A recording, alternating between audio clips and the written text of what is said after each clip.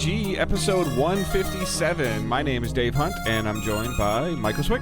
How's it going, Dave? Caught me a little off guard for a second there, but I'm here. I'm here. We're here to talk about video games, right? Video games? Let me check the docket.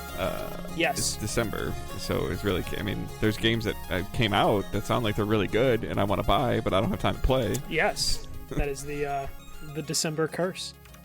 Yeah. So, all right. We are Digital Days Gaming. We are a weekly podcast that posts every Thursday, 6 a.m. Eastern Time on podcast services. If you're able to leave us a review on one of those services, it helps a lot. Gets more eyes or ears, whichever one, on the show, and allows people to hopefully discover it and join the community.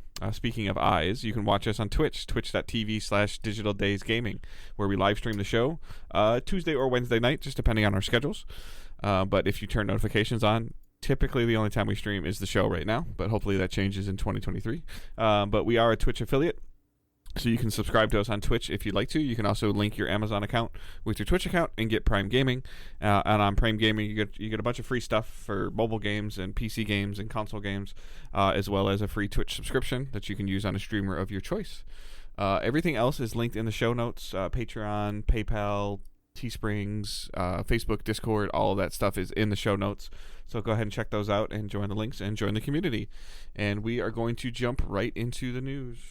Yeah, some quick news to go over. Elden Ring is getting some free PvP stuff. So yesterday, the Elden Ring Twitter account, yesterday is in Tuesday, they tweeted out that they're adding a Coliseum mode, which is basically going to add some different areas to the map that are going to allow you to do duels, free-for-all battles, and team fights. So this is probably not what everyone was hoping for. Everyone's really hoping for some sort of Game Awards announcement. Instead, they just kind of shadow dropped, like, hey, stuff's coming in like 2 days. And it's going to be definitely cool. A lot of people are really into the PvP stuff. So this is kind of expected because some people did some digging and saw like, oh, there's something coming. But it turns out to be this PvP stuff. But probably a good time to do it. Game Awards coming up, get people talking about the game again. It'll probably clean up at the Game Awards, but also we're in that last month of holiday shopping, so people are going to be looking. I mean, typically we have like a Game Awards sale too, right? There is one going on right now. I think on Nintendo there's one on Steam. I don't know if PlayStation or Xbox is live yet, but they usually do one. Do you think that there's some speculation I saw on social media that they're getting this out of the way because they have something cool to talk about at the Game Awards? Like, do you think that that's a thing, or do you think that this is the thing?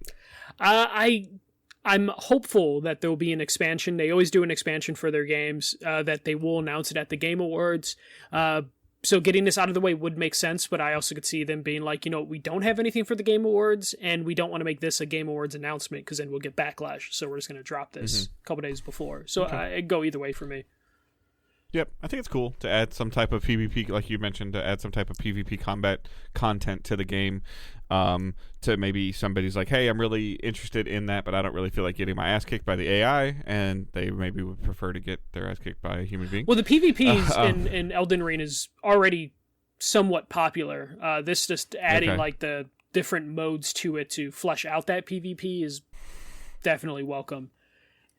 So it'll probably bring more people to that game, or bring people back to mess with that. I know my friends that are consistently still playing Elden Ring PvP are excited for this, because I do have a group of people that are still, like, I wouldn't say weekly playing Elden Ring PvP stuff, but they're at least dabbling every once in a while. So all right. Yeah, I think that's live today, but it might also be going live Thursday. I forget exactly when. Okay. All right. Since the Game Awards are coming, figured we'll talk about this. Jeff Keighley came out and said the Game Awards will be significantly shorter than previous years. Thank God. This is part of the reason I don't watch.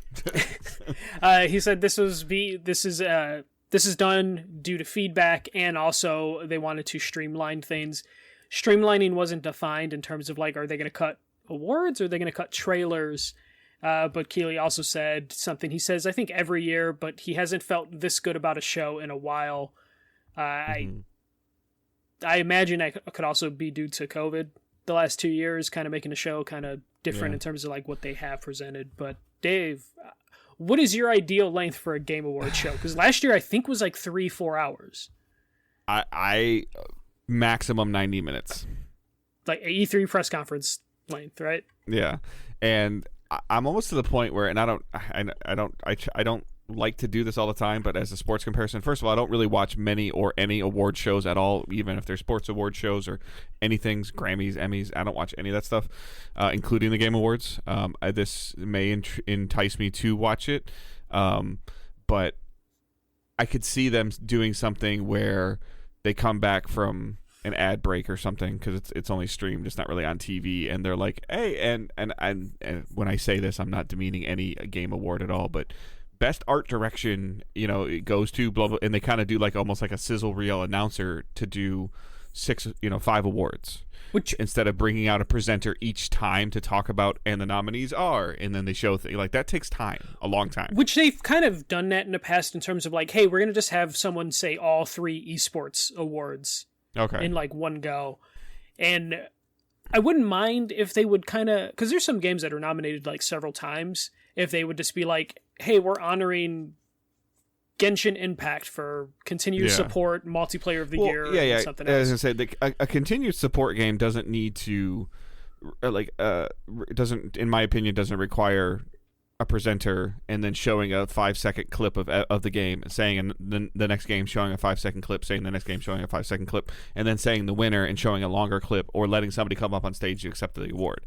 Like, I really think that in order to, like, and again, I don't know all the categories, I don't know all the awards from the Game Awards show, but I would say, I don't know if you agree with this or not, maybe over under like 8 acceptance award speeches. Yeah, like that would be like the most that I would want. Yeah, which you would do the big ones like direction, game of the year, soundtrack, actor, voice, actresses. You do those, and then like when those like God of War will win probably best narrated or narrative or something. Why they're on their way to the stage, be like, God of War also won sound design. Yeah, I don't need Corey Barlog to go up there 4 different times. Yeah, which I feel like they avoided a little bit last year, which was just weird because, last year they kind of like telegraphed their awards in terms of like, It Takes Two's getting the big award, so we're not going to have It Takes Two come up for any of the other awards. Yeah. But we will say they won. Yeah, I did a quick Google because I like, a little behind the curtain moment. Like, we're recording on Wednesday instead of Tuesday, and then the Game Awards are Thursday, the day the show comes out. I actually texted Michael like before we started recording, like, hey, do we just wait until tomorrow and do a Game Award show? Because when I quickly Googled, it sounds like this might only be like, this might start at 7:30 Eastern time and be done by 9. In a perfect world, yes, but we know that so could change. If that's the case tomorrow, like, I mean, I might let it go. I mean, if I know that it's going to end at 9 or 9:30, I might be more enticed to watch it versus starting to watch something at 7:30 and knowing it's not going to be done until like 10:30 or 11. I don't even, again, I love football. I don't even pay that much attention to football consistently like that. I still like get up and do something else or walk away for 20 minutes, 15 minutes, Well, the last couple of years I watched the Game Awards, I'll watch the first half hour on my TV.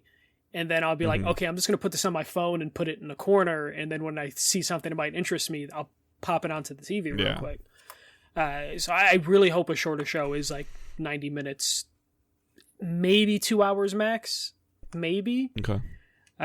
But definitely it needs to be a shorter show. I wonder if it's going to be shorter though, because there's not a lot of stuff to announce or going on, because that's usually what stretches. How many announcements would you be happy with though? Like a dozen? Like that's excessive. I think a dozen. And they'll probably hit a dozen, but are there going to be any worthwhile announcements? Not that no game's worthwhile, but just like, is there going to be the showstopper? I have a feeling Keighley's going to bring Kojima out to finally reveal his game, but I don't even know if a Kojima reveal means anything anymore.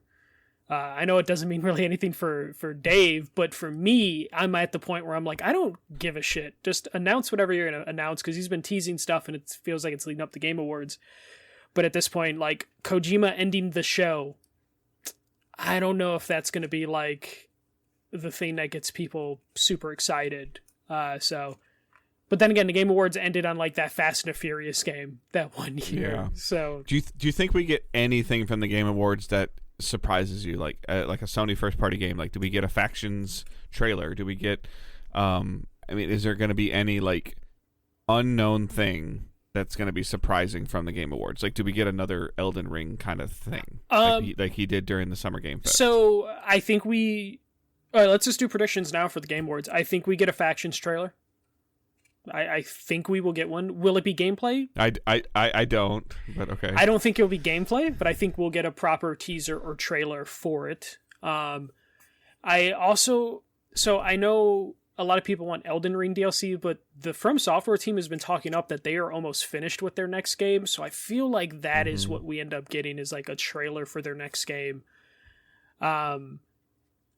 They already announced Coliseum. He said they're going to re-announce it. Yeah, I have a feeling they're going to announce at least their new game, because they've been talking a lot about it being done. I just don't know if we're going to really we'll probably get another Hellblade trailer. I was going to say, we'll see Hellblade. We'll see Hellblade. Maybe get a release date for that, potentially. I don't know if we'll get anything big from Nintendo. I don't know if we need another Zelda trailer, because we already got. I'm gonna go out on a little limb here, and I'm gonna say that we're gonna see something from Bungie, like their new game. Something non-Destiny related from Bungie. Do we see any of the partnered games from PlayStation, or are those too far out?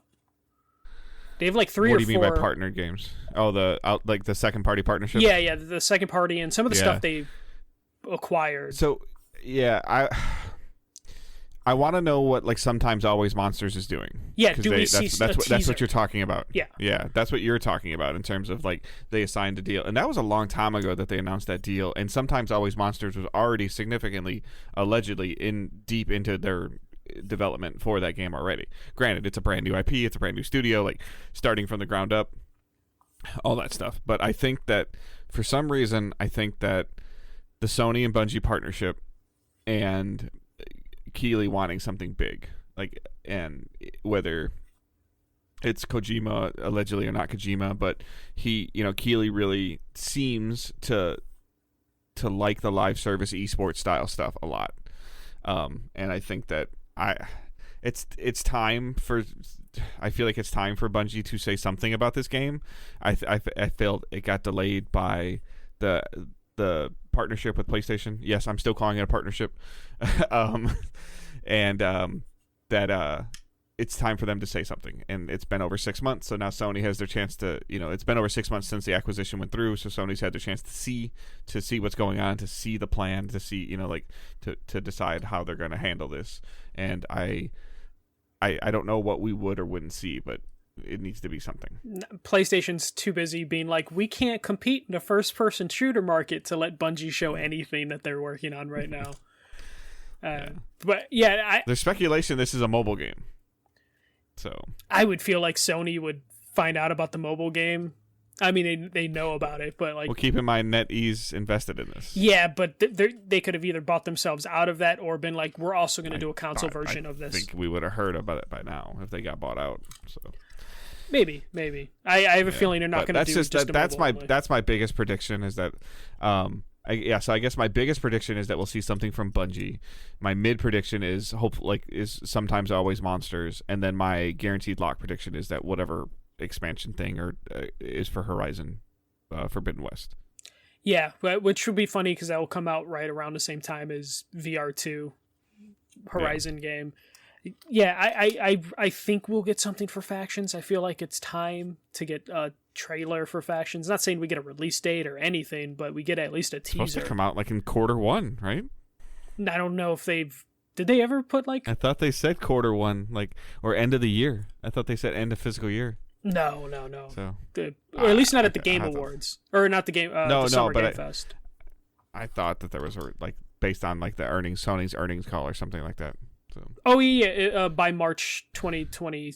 Yeah, end of fiscal year. Yeah. So like, if it's coming out at the end of March, like, don't you have to kind of like at least formally announce it, like for reals? You can shadow drop it still if they want to do that at any time before March. Yeah. So I think the guaranteed lock is Kojima. My hope is Factions, and then like Hellblade. Just a release date for Hellblade just to see what's going on there. A release date? Yes. I just want to see another trailer at this point in time. Yeah. Also, I think we will see Dragon Age there because they've been kind of building that up the last couple weeks. So I think we'll see. And then so I also think we see the new Fallen Order. Yeah, because that's the release date that's been was sprinkled around with the release dates and stuff like that in mid-March. So. Yeah. I also that's a lot already right there. To be honest with you, if you're talking about a Bungie reveal, the Respawn's. Is it Respawn? Yeah, Respawn's game for Jedi Fallen Order. You're talking about Dragon Age, and that's Elden Ring, Hellblade 2. That's a significant show. Yeah, and then just to throw one in there, Bethesda hasn't really announced anything too far in advance, so I would probably say they'd probably tease a Fallout game. I could see them just because it seems like they need to have. Are we due for some update on Indiana Jones or something? So which there's reports coming out about that recently too, but I think it was mostly related to the movie trailer. Getting people remembering, there's a video game coming as well. Yeah, I mean, we need updates on Indiana Jones, Avatar from Ubisoft, and whatever Star Wars Ubisoft is working on too. But I think they said 2024, 2025 for that. But yeah, I could see an Avatar trailer as well, just because that got pushed back. Basically, it's just going to be a bunch of games that were supposed to come out and got pushed back. But yeah, I don't know where we'll stand after the Game Awards. Again, hopefully the Game Awards is good enough that me and Dave are like, we need to record something afterwards, but we've said that the last 3-4 years. But your counter to that was, if we do a Game Awards show, what do we do next week? Yeah, but at that point we just release next week's episode early and then just take 10 days off or something. Yeah, and then just hope things catch up. But yeah, the shorter Game Awards show still has us hopeful that there's going to be some good stuff. Another quick one here. Monster Hunter Rise is coming to PlayStation and Xbox in January. So Capcom announced that the former Nintendo PC exclusive is coming to PS4, PS5, Xbox One, Xbox Series S and X, and Game Pass. And the Sunbreak DLC will follow on consoles in spring 2023. Dave, I know you've been looking to get back into a Monster Hunter, but the Switch just wasn't the platform you wanted it on.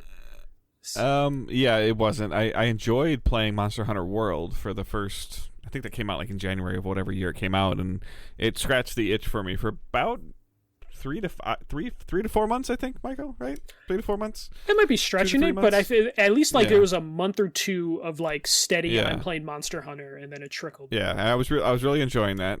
I feel like Game Pass is a great platform for this game. And then the weird thing about it is talking to a couple of people in the Discord, is that so there's almost going to be 2 different content paths running for this. So the PC and the Switch version are obviously those characters those players have been playing for a while. They're leveled up, and there's the Sunbreak DLC is coming soon, or out already. It could be out already. So this automatically negates crossplay, which is disappointing. But having the opportunity to play it on PlayStation and for it to be on Xbox as well, is it rare for Capcom to be on Xbox right now? No, Monster Hunter World was on Xbox. Okay. I just don't remember. I mean, maybe it's because I'm equating a lot of Street Fighter. PlayStation usually buys contracts for Street Fighter, and also they were doing it on and off for Resident Evil. So, I think Resident Evil 4 is PlayStation exclusive. Maybe it's just the marketing has always been not Xbox with Capcom. The marketing. Except for with Monster Hunter. I remember Monster Hunter getting a lot of Xbox. That was the one franchise Capcom would let Xbox market and partner with. Okay. PlayStation had the others. But I think it's a good get in general for both consoles. I think it's a great get for Game Pass, because I've been talking about something piquing my interest on Game Pass for a while because they haven't been able to release first party content. So this does help that. And then it just kind of sucks that there's not crossplay. But if it is going to work on Xbox, PC, and console, so you can start new characters and play with your friends. Yeah. Speaking of Xbox first party games, so last week we talked about this. Yeah, last week we were talking about how Xbox or PlayStation called Xbox out of they're going to raise prices, and we kind of gave PlayStation shit for being the ones that raised prices first. But Xbox has announced first-party games in 2023 will cost $70, so they're increasing the price from $60 to $70. The first games that will do this are Starfield, Redfall, and Forza. Of course, all the games will be on Game Pass day one, so the points kind of mute when it comes to Xbox, because they don't care about your $70. They care about your $15 a month. I think 15. Right. 10 to 15. Yeah. But Dave, this isn't the most surprising thing. Also, Xbox couldn't do this before because they just didn't have any fucking first-party games to sell at $70. We were actually just talking about this. Like, we're saying that, Starfield, you could pre-order. Starfield's still $60, and, you know, and so, like, this is fine. Like, there's speculation that Game Pass subscription will go up as well, which may or may not happen. But in my mind, the 3 games that you just listed are going to be $70. If you have any interest or desire to play these 3 games, get Game Pass. I'm sorry. I know you guys hate when I say that. I want to own my content. Like, I get it. Like, but you're going to spend $210 on these 3 games, especially when it comes to Redfall. I'm interested in Redfall. Yeah, I agree. Everybody knows what Forza is going to be. Redfall is a little bit of a dice roll, and we think we know what Starfield's going to be. It's going to be Bethesda. It's Fallout in space, which again is not a bad thing if you are a Fallout fan or a space fan. But it's even if you're going to play like 2 of these games, and then you like circling back to what we talked about and Monster Hunter, like these are all things that if you're on the fence about Starfield, Redfall, Forza, and Monster Hunter, get Game Pass. Like, yeah. And if you hate it, cancel it. Like, yeah. Like if like Redfall wasn't coming to Game Pass, I would be worried about Redfall being a $70 game. Because it's coming to Game Pass, it's like, okay, that game will have a chance to survive. But for the most part, I couldn't stop thinking about, like, do you think PlayStation mentioned Xbox might be raising prices because they knew this was coming, and they're just like, let's just do it in there just so we could be like, aha, and you did it. Because it's just kind of funny how I don't know. Like, it's just it gets into that conversation about what's needed and what's not needed. Like we I don't want to beat a dead horse, but does Capcom need Game Pass to help Monster Hunter's success after it's already been out on 2 platforms, or does Game Pass need Capcom? Like, and it's too hard to answer that question. They probably need each other both equally. Monster Hunter Rise sold really fucking well on Switch. Oh yeah, agreed. But why would Capcom then put it on Game Pass? Because it doesn't sell on Xbox, probably. I think. Okay. Yeah, I think that's what. So how much money did Xbox have to give them? Like less or more or at the projected sales? Like this is the part that we don't know. Like again, I think it's a nice feather in the cap for Xbox to have this on top of the potential of Starfield, Redfall, and Forza coming in that's a good year for a first party studio or first party company to release those 3 games. If Redfall's even 6.5, 7 or better reviewed, you know, like you're talking about a mid-tier Xbox AAA having game. 3 first-party games coming out in the same year is like a fucking milestone for them. But then you also think, going all the way back to the first story, is that we might get a Hellblade date, and if we get a Hellblade date, that date ends in a 3, right? I think so. Yeah. I think Hellblade. So that would be 4. Yeah, but then Hellblade's the one where it's just like, is Hellblade a $70 game? The first one was only a $30 game. So like, but to your point, now they can start saying they're $70 because they want Game Pass subscriptions. Yeah. Which immediately just will kill them in terms of, like, if they announce Hellblade's a $70 game, people will be like, fuck no, why am I going to do that? But then they're like, oh, it's Game Pass. Which is why I think you don't even see Xbox really talking about, like, game sales and stuff like that, because it's just a Game Pass machine for them. You're talking about historically now, like, okay, so we know Monster Hunter's coming in January, right? Okay, so then I feel it's safe to assume that the next MLB The Show will be on Game Pass as well, right? Yeah, it sounds like that was a multi-year deal. We know the Persona 3 and 4 are coming in January to Game Pass. So, but then you got Starfield coming probably within the first 5 months of the year, right? Between February and May? Yeah. That's safe? I would assume Redfall would be between May and September? Yeah, summer. It seems like a perfect summer game. And then Forza would probably be September, and Hellblade would probably be November, December. Yeah, or they squeeze Hellblade into the summer, depending on the size and scope of Hellblade. Yeah. That's a pretty significant already knowing Game Pass library right now. Yeah, and you mentioned they'll probably have MLB again. They always seem to have 2K, the basketball game. They always seem to get that in there like 6 months after release or something. So on top of Battlefield just being added, like it's had a decent, whether you like Battlefield or not, it's a name, it's a thing. They've had they're looking to have a very positive 2023 with subscriptions on coming off of a lackluster 2022 on the service. Early 2022 started good. End of 2022 has not been very good. Yeah, well, they've had to double down on the indies, so they've been really good in the indies market specifically. Like there's so many good games right now, indie-wise. Yeah, something just came to Game Pass this month too that there was a lot of chatter around it. I don't remember Pentiment, what it was. the Obsidian game, got a lot of buzz. Vampire Survivors got a lot of buzz. Yeah. There's quite a few things that came out, but yet nothing gigantic has come out in the second half of this year for Game Pass. So they definitely are going to need to have these 3 games and a couple surprises. It's kind of like fill the gaps in for them. The thing that I thought was kind of cool, Star Wars: The Skywalker Saga is coming to Game Pass like now. Oh, okay. Like December. I knew there was something that was like, hey, that's a pretty decent thing to get. Like Hello Neighbor 2 is on there, like to your point with the indies. Yeah. So they definitely have been like stepped up, and I wonder how that's going to change once they start releasing first party games that are going to attract and keep people on their service. Will they slow down on the indies because they won't need them as much? And people are saying Warhammer is really good too. Warhammer Darktide. Yeah. Though it's hard for me to keep up with all the Warhammer games. Yeah. I saw a headline talking about one of the best cooperative shooters in a long time. I'm like, that piques my interest right away. Yeah. Like, but I don't know anything about the franchise. So, but you don't need shooter to. and co-op and if I can shoot things in the head with my buddies and things blow up and look gooey and cool, like I'm in.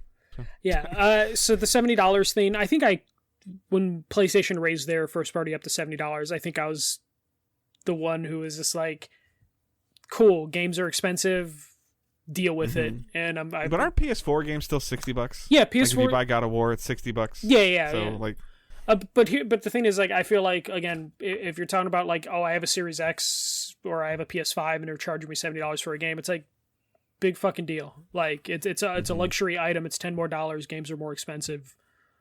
Sucks to suck. Don't get a Subway sandwich because that's like $15 now. Yeah, exactly. Yeah. You go on the wrong day where they're not doing the sandwich of the day, and you got to pay like $10-15. So like to me, it's not the crazy deal. Someone actually just tweeted out, I think yesterday, a flyer of like Super Nintendo. And N64. I think you retweeted that or something.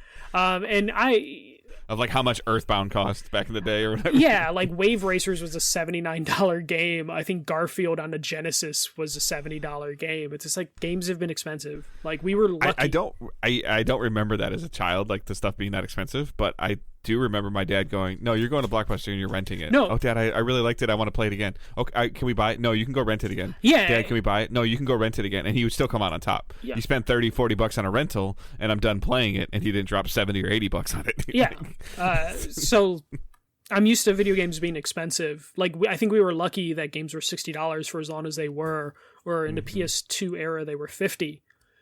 Basically when we went down to discs is when like stuff was reasonable, but now we're at the point where at least they're going to 70 across the board. We're not going to see games going like, oh, this game's 80, this game's 90, because that happened back then, where it wasn't a guaranteed price. It would range. So at least we're just going to 70. And loot boxes don't seem to be that much of an issue as they used to be. I know there's still a lot of microtransaction stuff, but seems like there's a balance now. I think I feel like the developers know what the players expect out of a microtransaction store, and what they can get away with and what they can't get away with, as opposed to like 3 years ago where it was just the Wild West and pretty vicious. All right, Dave. I know 3 weeks in a row I said we wouldn't talk about Microsoft's acquisition of Activision Blizzard, but last night, Microsoft announced that they agreed to a 10-year deal with Nintendo to bring Call of Duty to Nintendo consoles. This 10-year deal hinges on the idea that Xbox will close the deal in acquiring Activision Blizzard. So as soon as the deal is done and Microsoft or Xbox owns Activision Blizzard, they will be bringing Call of Duty to Nintendo platforms for 10 years. This is basically the same deal that they've offered PlayStation. Phil Spencer awkwardly kind of also said this deal applies to PC players, but there's no PC platform to like agree with. But basically, well, they still signed a partnership with Steam. Like, it'll be on Steam. Oh yeah. But like the tweet was just PC players. We also agreed to a 10-year deal with you, and it was just like, them. Okay. Microsoft also had one of their executives put out a New York Times editorial basically saying like, Sony has no interest in negotiating with us. They only have interest in negotiating with regulators in the EU and FTC. Right, forgive my ignorance. What's a regulator? Government agencies. Okay. They like basically every time Xbox has tried to negotiate with Sony, they've been like, no. And then Sony's gone to like the EU board or the investigated boards from various governments to trash the deal. But yeah, so I guess Nintendo is going to get a Call of Duty game from like 4 You think years. Nintendo's going to get a Call of Duty game like Vita got a Call of Duty game? No, I think we're long past that era, the time of like dumbed down ports coming to the weaker platforms. I saw your tweet interested me where you're like, okay, current Call of Duty cannot run on a Switch, based on this deal being, negotiated now.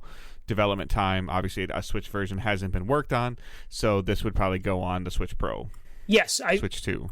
I think this would come into the next platform, so I think I agree with that. Yeah. And this is also Microsoft going, what are you talking about? We're making stuff exclusive. We're putting it on more platforms than it's ever been on. Yeah, this was definitely like Microsoft calling Nintendo, being like, we're going to put Call of Duty on your platforms and as a fuck you to PlayStation. And Nintendo has no reason to object to this. It's like, oh, you're going to bring one of the biggest gaming platforms to us? Cool. We'll even probably give you some resources so your studios can make sure it runs properly. Oh, also here is what we're building towards once this deal closes. We'll be on to our next console. Here, we'll send our Switch engine guide to your Call of Duty studio for a year. yeah, especially if you think about how many studios work on Call of Duty. You're telling me that like they couldn't pull one of those studios to be like, you were only working on the Switch port, make it run, or Switch 2 port, make it run. They couldn't do that, and Nintendo wouldn't like offer some guidance to be like, hey, let's get this going, because holy shit, please bring this to our platform. Like Nintendo's not gonna like. Nintendo's benefiting in terms of like, okay, PlayStation and Xbox are feuding, but we're going to make some money off this because they're just going to throw some shit at us. They're basically getting money thrown at them. This was kind of funny though, Dave, just to see this like just happen at like 10 o'clock at night. At least that's when I think Phil Spencer tweeted it, my time. Yeah. I was wondering how I missed all those tweet notifications. It's because I was asleep. Yes, yeah, you were asleep. This was totally like middle of the night, just Phil Spencer being like, hey, 10 years of Call of Duty games. I'm not going to tell you when to start because I can't, because we don't own Activision Blizzard yet, but we want to make a... This is totally them making... Whether it's the EU board or whether it's the American FTC, whoever is looking at it, that's irritating the mess out of me at this moment, of them going, what are you talking about? Like we're not only are we trying to put it on PlayStation platforms, we're expanding the platforms it's on. Yeah. So not reducing them, expanding them. Yeah, and they were very smart not to say like we're bringing Call of Duty to Switch, because that's impossible unless they stream it. But then Xbox would probably be like, hey, we can stream Game Pass to the Switch, and Nintendo won't have that. I didn't even catch that it says to bring Call of Duty to Nintendo console. Okay. Yeah. They were very specific because they don't want to say Switch because it wouldn't be possible on the Switch, or at least it would have to live in its own ecosystem. Or the cloud thingy. Yeah, which I think Nintendo would be very scared of Xbox bringing the cloud over, even though they have streaming games on their platform. Yeah, I was say Switch has cloud versions on there. Yeah, but like Xbox's cloud version is like a whole other thing because Xbox would be like, hey, while we're here, Psychonauts 2? Game Pass can connect. Yeah. Game Pass can connect to your Switch. We showed you. Yeah. But yeah, this is a hell of a deal for Nintendo.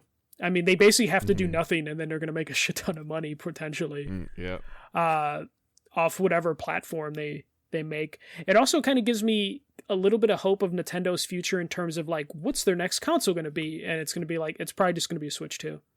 Or it's going to be something very similar to just like a regular console without waggle or anything weird. I was going to say, could you see a game like Call of Duty only working on a Switch 2 like in a dock mode and not being able to be, in handheld? Like, could you see that as a possibility in a Switch 2? No, I think Nintendo would be pretty strict on like it needs to work both ways if that's what they're going to even do for their next platform, because Nintendo doesn't really seem to pull the same trick twice when they're building out these like different generations outside of the NES and SNES. Like since then they do something different every time.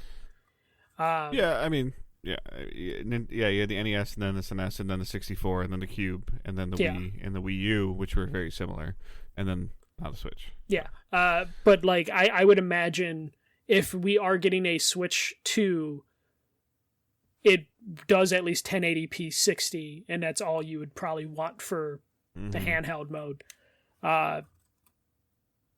Because that's doable. 1080p 60 is doable on a handheld screen. Most phones can do like more than 60.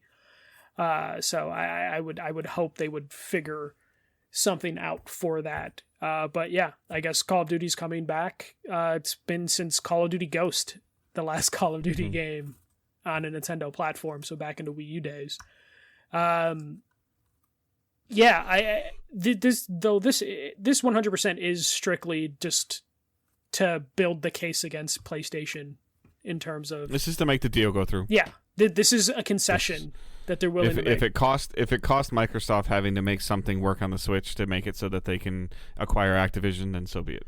And then also it's one of those things where it's like, fine, we'll put it on a Switch and make even more money. Fine, like it's because this will sell well.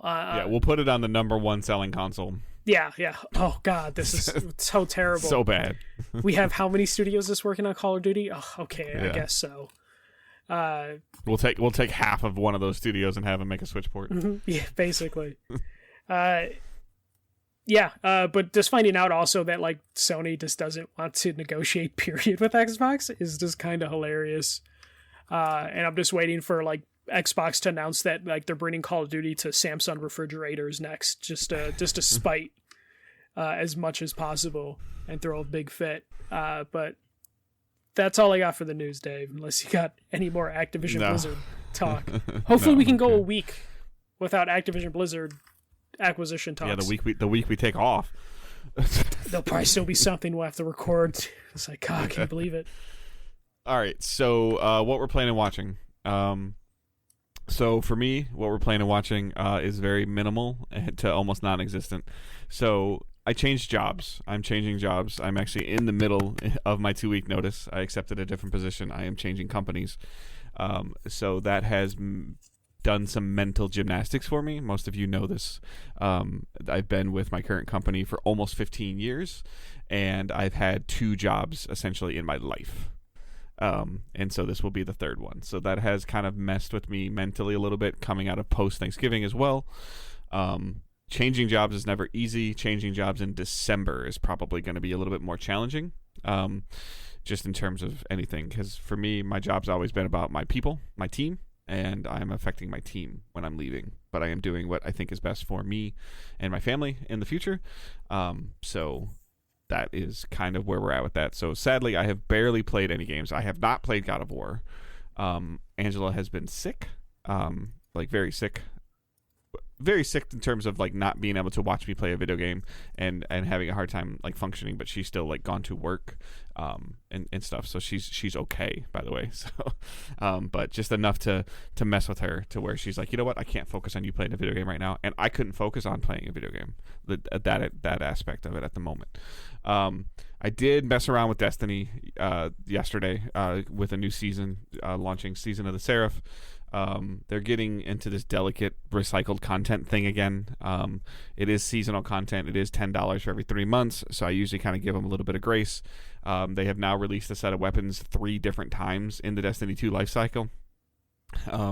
So that's getting a little weird and tiresome, to the point where the Bungie devs had to come out and say, hey, we are actively hearing your feedback on seasonal content, and we are trying to hopefully change it with Lightfall, which comes in February, but they know we're aware that you guys are kind of tired of this song and dance that they've been doing for the last 8 to 10 seasons. So that's kind of where I'm at with that. So season to year form, how many years is that? You said 8 to 10 seasons. Is that like a year, 2 years? 2.5. 2.5. Two and a half. They do 4 seasons a year. So they're on season 19, I think this is called. Mm-hmm. And it's like year 5 of Destiny 2. Okay.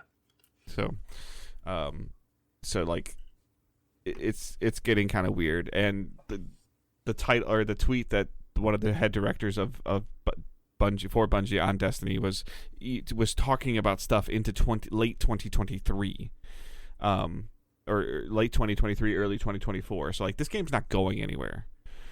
People thought that maybe like Destiny 3 would come at a certain point in time. They've been very adamant that like Destiny 2 is here to stay, even during the PlayStation acquisition, the Sony PlayStation acquisition. It's here to stay. It's kind of at that stagnant state with me, which it's been before. And you know, like, and something will either breathe life into it again for 3 or 4 months, and everybody's like, I'm done, I'm walking away. You're not. You're gonna be back at Lightfall. It's gonna be the next highest pre-ordered game in Bungie's history or whatever. Like, they've done this song and dance for years. The players dip, they make changes, they do something cool, everybody comes back, they love it, they hate it 60 days later. Like, this has been Destiny's cycle for both Destiny 1 and 2. Like, it's just how it is. So yeah, just watching a lot of football. Watched like the Big Ten championship. Michigan won that, which I'm excited for that. Lions are playing really well right now. I made the playoffs in the fantasy league I play in, so there's been some things that are going on well. But I've been just kind of watching a lot of junk TV. We started watching some of our a little bit of our shows, Angela and I's shows, like on Hulu and stuff. Like I said, I've been watching that Santa Claus thing on Disney Plus, whenever like an episode comes out. Mythic Quest we're a little bit behind on. But that's kind of just where we're at right now. I'm trying to balance everything out, and I'm like, oh, Midnight Sun looks really cool. I'm like, I'm not done with God of War. Like, I don't, like, I'm trying to like have self-control. I'm like, oh, that would really, like, yeah, and that would look really nice on my PC. And I'm like, I'm not done with Gotham Knights. Yeah, and then also when it comes to like Midnight Suns, it's like, I don't feel like that's a game you're going to be super into. So if you don't have the time to put full attention to it, it has no chance for you. Yeah, I feel like that I'm legitimately going to wait until like to like early to mid-January, and then I might pull the trigger then. I'm giving it until like Christmas Eve. I'm hoping for like one Christmas sale, and then then if it goes down like $10 or $20, like, I'll probably just pull the trigger on it. And I don't think it has co-op on it, so again, like, I would probably play this I'd probably buy this on my PC just because it'll probably run better on my PC. Mm-hmm. And I'm really interested in it. I heard the story's kind of like average, but like the systems are like, people are having fun with it. I did not think that we live in a situation where Midnight Suns would be higher desired than the Callisto Protocol. The Callisto Protocol. Man, like, Callisto Protocol. It runs well on PlayStation, but on PC it is a shit show. And also seems like it's a very mediocre game on top of that. So that's kind of where I'm at with playing and watching. So again, I apologize for not, I'm trying to get some diversity. Angela did buy me that, I'm going to mess up the name, but that $3 game on Switch, Campfire something. I think you retweeted it, Wario. Oh, tweeted it out. The No Man's Sky team. The Campfire, last Campfire. So people are saying that's really good. So hopefully I'll get some time to mess with that. So for me, mine's not going to be that different from Dave's, except it's been all God of War, but our house got hit with the flu pretty bad. So it's just been like 4 more hours of God of War because everyone has just been sick and trying to work through it. So unfortunately, it's just been God of War, and then I kind of fell into like the junk TV rabbit hole, like out of nowhere. I was just like, you know what? I'm just gonna watch Boy Meets World, and I just skipped to season 2 and started watching season 2, and just kind of been watching that in between like God of War sessions where. Last week I told you like I hit like the 15-hour mark and I was like, cool, the story's finally getting good. And then around the 19-20 hour mark, I'm like, actually I want to do some more side content because the side content later in the game is far more interesting than the side content in the early parts of the game. So I've been kind of distracted cleaning up some of the side stuff. Just because there is like I wouldn't say there's a lot of content in the game, but there's definitely a decent amount in terms of like, hey, when you go to an area for a story bit, there's like 2 or 3 side things you can go and do. It's not overwhelming, but they can be just a little bit time consuming from task to task because they do have you like moving around, backtracking quite a bit in areas. Almost feels like a scavenger hunt half the time. When you're doing some of these side quests. So a lot of God of War. I did buy a stupid amount of games off like PlayStation's Black Friday sales, Nintendo's Black Friday sales. So like I bought Vampire Masquerade Swan Song because that's a game that I wanted to play through before the end of the year for Game of the Year talk with Dave. Then I also picked up Neon White on the Switch because that was on sale, and that's also a game that I want to play through before the end of the year. I just don't know when I'm going to have time. And then also I'm probably going to sign up for EA Play Premium just to play Need for Speed Unbound. I don't think I ever pulled the trial, so I'm going to see if I have a trial because I don't think I ever signed up for... Well, you should have a trial with Game Pass through EA Play and Game Pass, so you should be able to mess with it a little bit. Yeah. I think you have EA Play through Game Pass, but so not you should premium. be able to at least check out. Right, but you should be able to play it for like 10 hours. Okay, something like that. Yeah. So I think I need to look on PlayStation, look on Xbox to see which one is has a trial. But even then, I think your first month is pretty cheap for EA Play Premium, and I don't think you need a lot of hours for Need for Speed Unbound. So I have plans to play a ton of games. It's just a matter of like health and time being a factor. But hopefully we get some time as the year winds down. I don't know how corporate life works yet around this time of year, so hopefully time frees up. But that is it for me. All right. It's going to be a shorter show today, so we're going to jump right to our one question. You can send us questions and comments using hashtag AskDigitalDays. Hopefully, again, like we talked about, that it's a shorter show and the Game Awards are worth it, and we can squeeze a couple shows out of this like this week, but I don't think so. We're also just kind of in the holiday season where a lot of things are just chilling out. So, Jacob Tyler Blaker writes, MJC and Dave predict games from Q1 that will be moved to the end of the year. Michael nicely gave me a link to check on for the stuff that's coming out in the first part of the year. Yeah. And I've looked through this a little bit, and the two that jump out to me. Okay, so there's not a.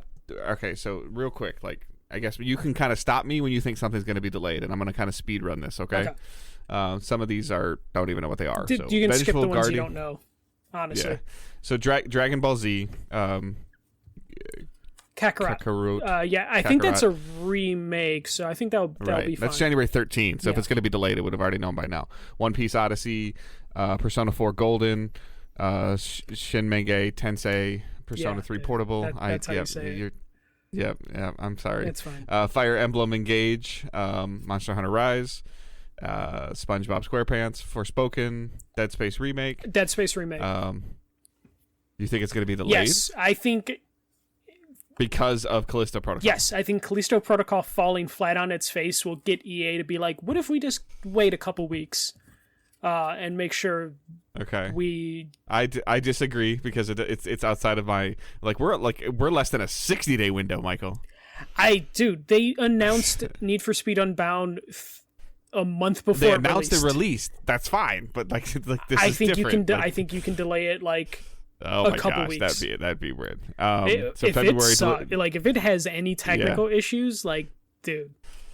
Yeah. So February's Hogwarts Legacy. I think that's coming out. It's been delayed too much. Yeah, I agree. Tales of Symphonia remastered. I might actually mess with that again. I played that a long time ago.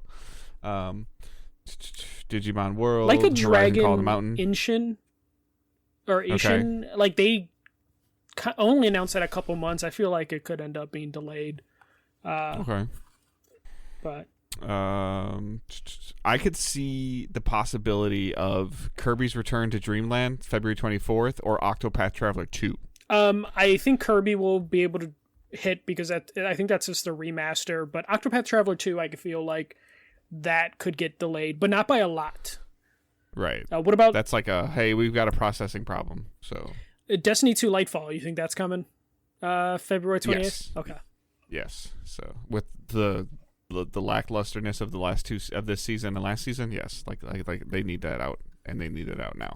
Okay. March. Skull and Bones can't be delayed again. Can it? But it could. Can it though? I think RE4 could get delayed. I was gonna say but it's a remake. But they do a lot with it. I think so. RE4 is scheduled for March 24th. It depends on how well Monster Hunter Rise does in January. Whether Capcom can afford to delay Resident Evil 4.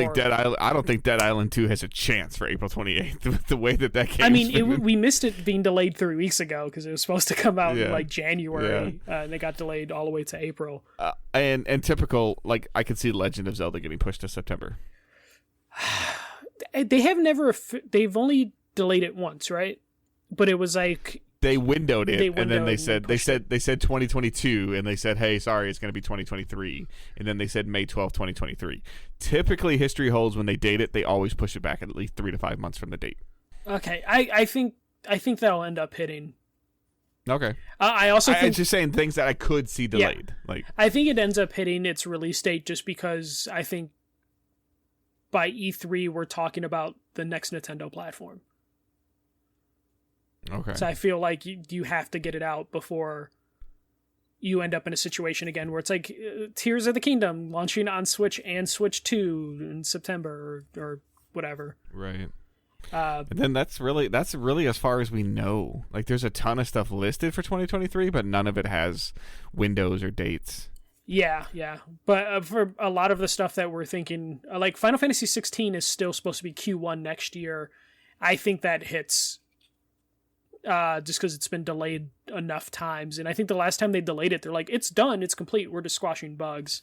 So I think Did Redfall get a delay, or did it never get dated? It never got a day. It might have gotten a window.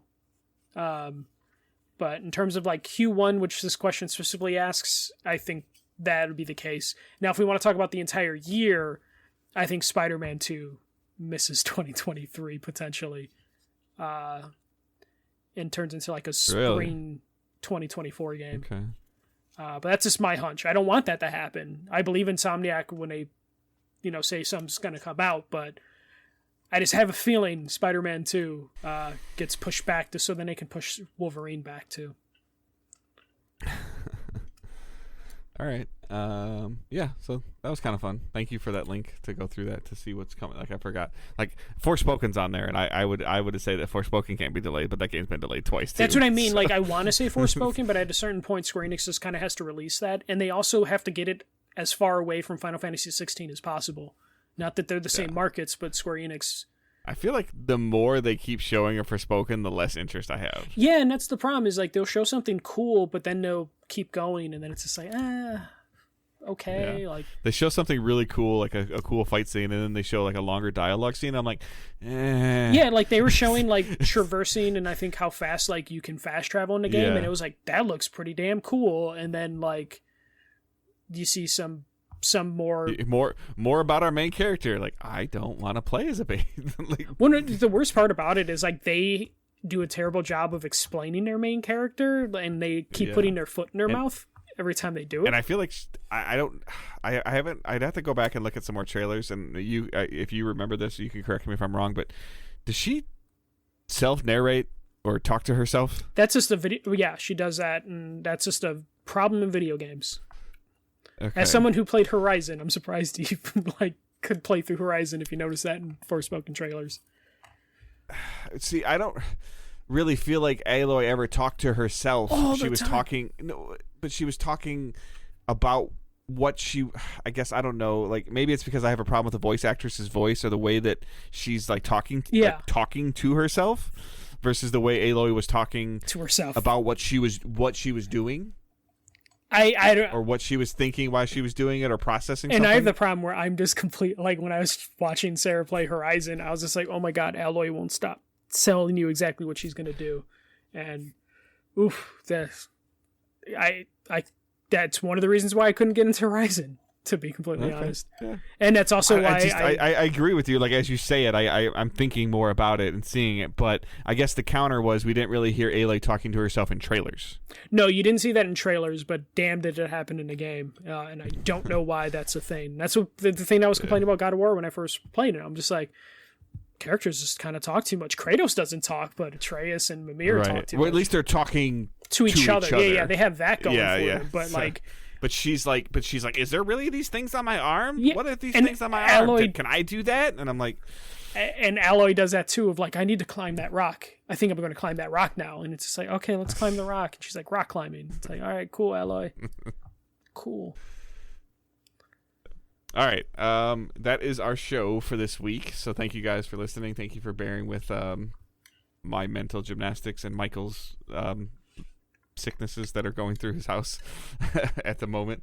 And it's holidays. You guys are busy. We're busy. Everybody's doing stuff. Like, everybody wants somebody's attention with something, whether it's, decorating or going to a family functions or something like that. So this is always a rough time of year for everybody, whether it's you love holidays or you hate holidays. So we appreciate you guys kind of hanging with us. And as we get into the new year, obviously we'll set goals and things that we won't hit.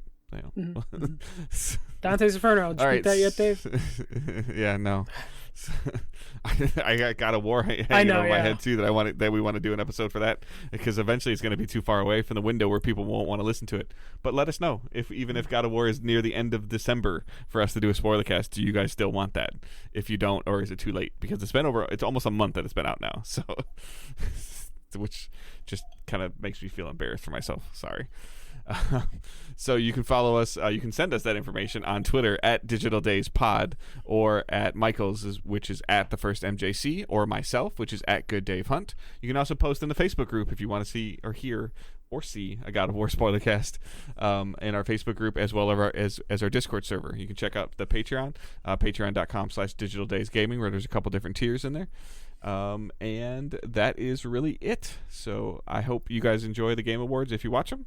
And I hope maybe you're listening to this and we'll tell you that we have another show soon that maybe goes over the Game Awards. If you follow those social medias, we'll let you know if we do something like that. So I hope everyone has a great week and keep moving forward. Don't be a dick. See ya.